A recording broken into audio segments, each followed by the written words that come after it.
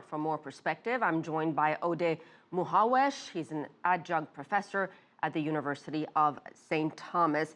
Odeh, Hajj is supposed to be a religious, spiritual journey, and yet so many times we've seen disasters and tragedy with these stampedes. Why do these things keep happening? Well, most attributed to a lack of good management by the Saudis. And that's why you're hearing for the, for many times, but this year, the voices that are asking for a relinquishment of control of Mecca and Medina by the Saudis to a broader Muslim community to control the holy sites. Mecca itself is located in a rugged area. And good management of crowds need to be in place. That is the main reason.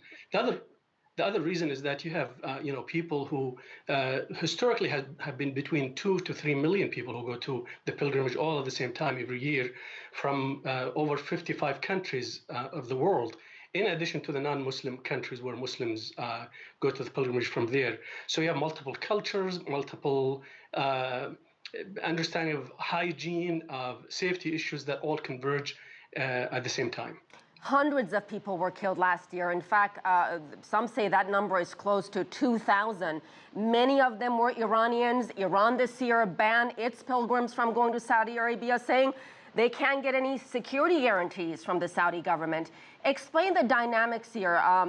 Saudi Arabia and Iran are not exactly the best of friends, and it seems things have been ratcheted up even more so because of what happened in Saudi Arabia last year.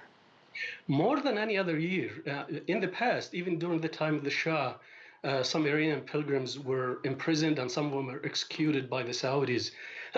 We have to remember that the Saudis adhere to a form of Islam that's called Salafi Islam, which views Shia Muslims, where Iranians are for the most part are Shia Muslims, as heretics. 1984, 400 Iranians were shot dead by Saudi police in Mecca itself. Yet last year's events had a peculiar touch to them because many Iranian officials and generals and foreign policy architects were killed all at the same time. The official view of the Iranian government is that the Saudis are incompetent in managing the Hajj. But the undercurrent and the common view in Iran, and in fact in some Sunni Muslim communities, is that there could have been a deliberate act to get rid of all of these Iranian Wow, leaders. A deliberate act. And let me expand on something you said very quickly. You said the Saudis don't consider Iranians pure Muslims. In fact, there was a comment by Grand Mufti this week who dismissed Iranians as non-Muslims. Just this week he made these comments.